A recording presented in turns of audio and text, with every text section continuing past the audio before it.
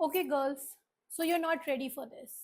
Imagine someone's husband has a whole second life, and the way the wife found it out, giving you chills, right? Today I'm sharing two real stories which I witnessed. The first story is about someone who is very close to me, and the second one, I am the character into that story. Betrayal, cheating, dishonesty and a divorce जो किसी ने expect किया ही नहीं था. This is not gossip, this is a real talk. Go and grab your favorite drinks because we need to talk about it. So welcome back to my channel. My name is Anamta and this is Brew and Truth, where I pour all of my experiences into a story time video.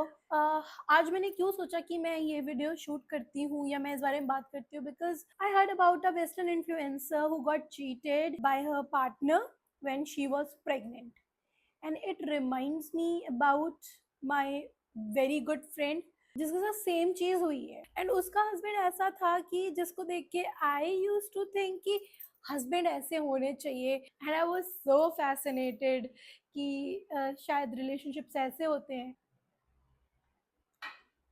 Let's name my friend इकरा. तो पहली betrayal की story तो मेरी बहुत अच्छी friend के साथ ही हुई है.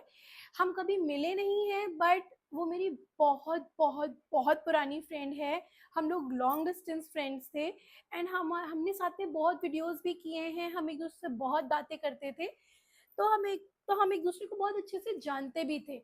ये बात है 2018-19 की, जब टिकटॉक बहुत ज़्यादा ट्रेंड में था, एंड ये सब आसिम रियाज और जो जन्नत जुबैर ये सब लोग इमर्ज हो रहे थे, एंड वी वर थिंकिंग कि हमें भी टिकटॉक बनानी चाहिए.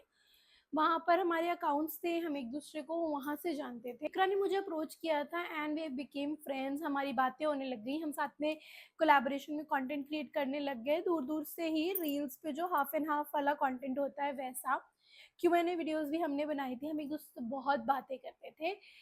हमें बस एक ही डिफरेंस था कि वो मुझसे थोड़ी सी आगे थी लाइफ में. उसने शादी कर ली थी रिसेंटली. उसकी शादी हुई थी, लव मैरिज हुई थी. उसका हस्बैंड एक फाइनेंशियल इंस्टीट्यूशन में, आई गेस बैंकर या फिर सीए था. बहुत इंटेलिजेंट बंदा, बहुत पढ़ा लिखा. लव मैरिज प्रपोज करा उसने, एंड हमेशा वो हमें अपने हस्बैंड के बारे में बताती रहती थी कि how he is very helpful, how he treats her so well. कैसे वो लोग गोवा गए थे, यहाँ घूमने गए थे, वहाँ घूमने गए थे. वो लोग बैंगलोर को कितना एक्सप्लोर करते हैं. एंड मुझे लगता था कि वाओ, कितनी फैसिनेटिंग लाइफ है, कितना अच्छा होता है शादी कर. सब अच्छा चल रहा था, हमारी बहुत बातें होती थी. फिर मैं धीरे से नोएडा मूव कर गई, मैंने अपना काम वगैरह स्टार्ट किया. वहाँ पर मैं थोड़ा सा अपनी लाइफ में बिजी हो गई, हमारी बातें कम हो गई, बट फिर भी हम टच में थे. तब भी वो अपनी लाइफ के बारे में, अपने बारे में मुझे अपडेट्स जो देती थी, हमेशा अच्छे ही अपडेट्स देती थी. उसने कभी मुझसे कोई गॉसिप नहीं करी. उसने कभी मुझे अपने हस्बैंड के बारे में कुछ भी बुरा नहीं बताया.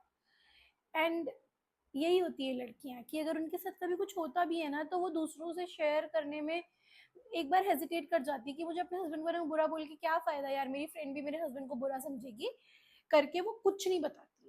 कुछ ऐसे इंसिडेंट्स हुए कि मैं बहुत ज़्यादा उनमें ही बिजी हो गई. मैंने उसके बारे में अपनी पिछली स्टोरी टाइम वीडियो में बात करी है, एंड दैट इज़ समथिंग कि I lost connection with her. और उससे बस हमारी रील शेयर करने वाली बातें होने लगी. मैं देख रही थी कंटेंट क्रिएशन कर रही है, उसकी कभी कभी रील्स वगैरह आती थी, मैं लाइक करती थी, मैं कमेंट्स करती थी, बट हमने real talk, real connection, phone calls kind of बंद कर दिए थे. और मेरी उससे काफ़ी टाइम से बात नहीं हो पा रही थी. मेरा एक इंस्टाग्राम अकाउंट होता था जिस पे काफ़ी ज़्यादा फॉलोवर्स थे, एंड हम उस पर कोलैब वगैरह करते थे. वो हैक हो गया और उसके बाद से मेरा उससे कनेक्शन काइंड ऑफ ख़त्म हो गया, बिकॉज मेरे को ऐसा लगा कि यार सब कुछ ख़त्म हो गया है और मैं किसी से भी बात नहीं करना चाहती थी जो लोग मुझे कंटेंट क्रिएशन के बारे में कुछ भी याद दिलाते थे. मेरी शादी होने वाली थी, I wanted to invite her. मैंने उसको कॉन्टैक्ट किया, मैंने उसे कार्ड भेजा, मैंने उसे इनवाइट किया लास्ट ईयर, एंड हमारी दोबारा फ़ोन पर बात हुई. उसने बोला कि फ़ोन करना मुझे, और बहुत सारी बातें. मैंने उसे फ़ोन किया, मैंने उसको बोला कि ज़रूर से आना है और मेरी शादी है, कोई भी बहाना नहीं चलेगा. वो दिन था जब उसने मुझे एक ऐसी बात बताई, मेरे होश उड़ गए. आई एम सॉरी, मैं नहीं आ पाऊँगी because I'm blessed with a girl child. I was so happy to listen that. I was so overwhelmed. मैंने उसको congratulate किया, मैंने कहा कोई बात नहीं, कोई बात नहीं, बट ट्राई करके देखना। तुम बोलो तो मैं तुम्हारे हस्बैंड से बात करती हूँ। उसने बोला कि अनंता, I know we lost connection and I want to tell you that we are not together anymore. And I was shocked because she just told me कि उसको एक बेटी है और अभी वो सेपरेट हो गई है। She told me कि I'm living with my parents. I am divorced now because my husband was cheating me when I was pregnant. Everything was going good. And then हमने pregnancy plan की, हमने baby plan किया. I was pregnant and my husband started cheating on me with her PA. ते continuously झूठ बोलता था कि मैं ऑफिस ट्रिप्स पे जा रहा हूँ, मुझे यहाँ जाना ज़रूरी है, ऑफिस वाले मुझे यहाँ भेज रहे हैं, मेरा ये काम है। And he was cheating on that time, going out with that secretary. Corporate culture में तो चीटिंग ऐसे हो गई है कि आपको हर दूसरे जगह पे कोई ना कोई चीट करते हुए मिलेगा। Now she is coping up, she is working hard on herself. She is working for her child, her baby girl. I just pray to God ki may God bless her, may God give her the strength she requires at this time.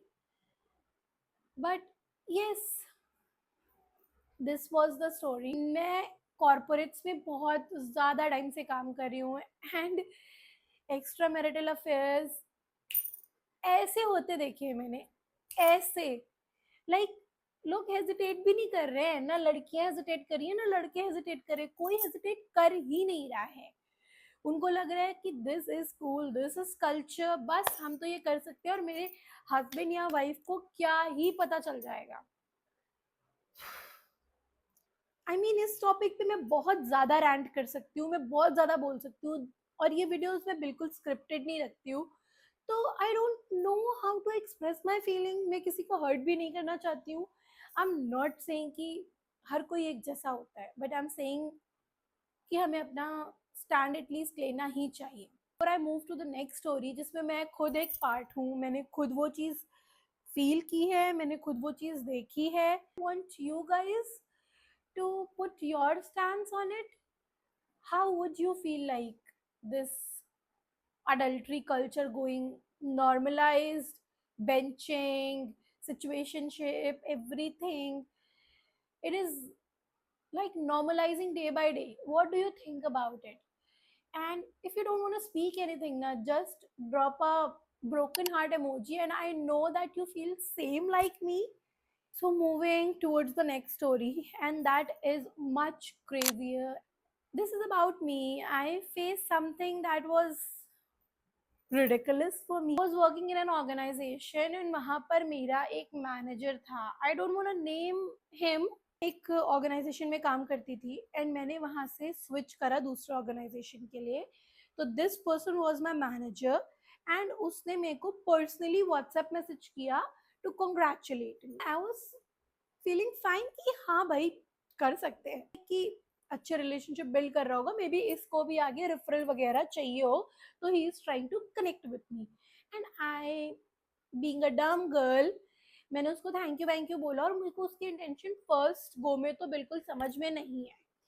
But best चीज़ ये थी कि तब तक मैं अपने office से बाहर आ गई थी, मेरा नोटिस पीरियड खत्म हो गया था. I was about to join the next organization and he was like ki, hi Anamta, may God bless you. And he started like this, may God bless you, got to know about your new job, you left the organization, you are into XYZ organization now. I was always sure that you could do that, you have that potential, blah blah blah. And I was like, thank you sir, thank you so much, thank you for supporting me, like the corporate stuff we talk about. And that was it. अगर एक normal conversation होती तो यही खत्म हो जाती. Doing a girl talk, she also wants to be a part of it. So conversation यहाँ खत्म हो सकती थी, but he was asking about party, कि पार्टी चाहिए, पार्टी कब दोगे. तो आई वाज लाइक कि जब टीम को मैं पार्टी दूंगी ना कल, come to you as well and हम भी पार्टी कर लेंगे। तो ही वॉज लाइक कि मैं तो मैनेजर हूँ, मुझे सेपरेट पार्टी चाहिए, ma'am I will not sit with your team, ऐसे ऐसे बोला उसने। And that was very disrespecting to me, because क्या मतलब हम हमारे टीम के साथ बैठ नहीं सकते हो, हम क्या अछूत है क्या? यहीं से डिसरिस्पेक्टिंग फील हो गया था, तो I was not okay to talk to him any more. I was cutting him off. मैंने कहा कि नेक्स्ट जब आऊंगी तो I give you a party. So उस बंदे के अंदर इतनी ऑडेसिटी आई कि उसने मेरे को बोला कि we can do party outside. Was like कि तुम एक 35-36 साल के आदमी हो, एंड आई मुझे तो याद भी नहीं कि वो कितने साल से शादीशुदा था, but he was married, and तुम्हारी एक बीवी है, and you are trying to approach me to come out. उसने बोला कि हम बाहर पार्टी कर सकते हैं, और हम कॉफी पे चल सकते हैं। तो indirectly he was trying to ask me out for coffee date. I denied there and then. उसके बाद भी बंदे के अंदर इतने गट्स थे that he was asking me कि कोई नहीं, we can have party in my car, there is a lot of space in my car, I hope you are understanding. Oh my God! इधर से जो मेरा दिमाग खराब हुआ है उसके ऊपर, कि मेरा मन किया ना कि उसको मैं इतनी गंदी वाली गालियां दूं, इतने चांटे मारूं ना वहीं पे, इतने चांटे उसके मुंह पे मारूं कि उसकी शक्ल नहीं पहचान में आए, देख के उसकी शक्ल पे छपा हो मॉलेस्टर, मेरे चांटों से उसके मुंह पे मॉलेस्टर छपा हो। Calm down नमता, calm down. Sorry guys, थोड़ा सा ज्यादा भावनाओं में बह गई थी मैं। एक सिप ले लेते हैं ठंडे ठंडे पानी की। Feeling much much better. उस समय पे मुझे इतनी ही गुस्सा आ रही थी, इनफैक्ट शायद इससे ज्यादा गुस्सा आ रही थी, बट मेरा ना रिलीविंग लेटर फंसा हुआ था। तो आई वॉज लाइक कि मेरे को रिलीविंग लेटर तो चाहिए, बिकॉज क्योंकि जिस ऑर्गेनाइजेशन में मैं जा रही हूँ उनको रिलीविंग लेटर मेरा चाहिए होगा ऑन टाइम ज्वाइनिंग के लिए। एंड ये बंदा मेरे रिलीविंग लेटर को रोक सकता है, बिकॉज ये मेरा डायरेक्ट सीनियर मैनेजर है। मैंने इसे खून का घूंट पिया है, एंड मैं चुप बैठ गई। मैंने इसको इग्नोर किया, मैंने बोला कि हाँ, और इसको रिप्लाई करना बंद कर दिया बंदे। जैसे मेरा रिलीविंग लेटर मेरे को ईमेल पे मिल गया, मैंने सीधा इस बंदे को ब्लॉक मारा है। और उस दिन मुझे समझ में आया कि लोग बोलते हैं ना कि आपके साथ अगर कुछ गलत हो रहा है तो आप आवाज कैसे नहीं उठा रहे थे, आप आज आपको इतने साल बाद याद आ रहा है। और लड़कियों को बोलते आपको पास्ट का ट्रॉमा है, आपने तब आवाज क्यों नहीं उठाई, आपके साथ अगर मॉलेस्टेशन हो रहा था, हेरेसमेंट हो रहा था, बिकॉज नहीं कर सकते। सिचुएशंस ऐसी होती कि हम कुछ नहीं कर सकते, हमें दो ही रास्ते चूज करने पड़ते हैं कि या तो हम चुप हो जाएं या तो हम बोल लें। अगर हम चुप होकर के बचने का ट्राई करते हैं तो हम एक ट्रॉमा कैरी करते हैं, एंड अगर हम बोलते हैं तो एक तो सबसे पहले सब लोग हमारे अगेंस्ट हो जाते हैं, दूसरी चीज हमको ही विक्टिम से कल्प्रिट बना दिया जाता है कि कपड़े ऐसे पहनती होगी, पहले कभी ऐसे बात की होगी, इसने कुछ तो हिंट दिया होगा तभी तो उसने ऐसे बात करी, है ना। और ट्रॉमा तब भी होता है, शायद थोड़ा ज्यादा ही हो जाता है, बेइज्जती भी हो जाती है, और विक्टिम तो हम हो ही नहीं सकते। को समझ में आया कि दिस इज द सोसाइटी, वो हमें ऐसे ही देखते हैं, वो हमारे साथ ऐसे ही बिहेवियर करते हैं, और हम बस यूं ही रह जाते हैं, ताकि कोई हमारा घर से निकलना बंद ना करवा दे, ताकि पेरेंटल प्रेशर हम पर ना आए कि जॉब छोड़ दो। इसलिए हम लोग ये सब चीजें ना ऐसे घोलते हैं जैसे ये, और उसको ऐसे पी जाते हैं। एंड जब बाद में उसके बारे में बात करना स्टार्ट करो तो लोग बोलते हैं कि लो लो अटेंशन लेने आ गई, जब हो रहा था तब किधर थी। थिंक सो कि ये कोई सोल्यूशन है। And I am not saying कि लड़के सफर नहीं कर रहे हैं। मेरे पास एक स्टोरी ऐसी भी है जिसमें एक बंदे ने इतना सफर किया है जिसको देखकर मैं लिटरली रोई हूँ। चीटिंग, बिट्रेयल, डिसलॉयल्टी, इन सब का कोई जस्टिफिकेशन नहीं है, नोबडी कैन जस्टिफाई इट। तो ये जो अभी मैं देख रही हूँ कि अब लोग आके उस वेस्टर्न इन्फ्लुएंसर के बारे में बोल रहे हैं कि what she was talking about, she was a female Andrew Tate, she was manipulating girls, Karma hits her back. कोई कुछ भी कर रहा हो, चीटिंग जस्टिफाई नहीं हो सकती किसी भी हाल में। I still think about these incidents which I witnessed and I gone through, how different people deal with love, trust, honesty, and betrayals. Of course, honestly, it made me question a lot of time about relationships. It hampers my trust and what people hide behind the doors. Right now, I want to hear from you, a heart to heart conversation. Don't go into feminism, misogyny, patriarchy, or misandry. Don't go into this. A heart to heart conversation that what you feel about this. Can anyone justify cheating? Can anyone like these type of real talk videos, a girl to girl, heart to heart talking videos? Drop a comment. I have a lot of experience in my life, a lot of stories to share.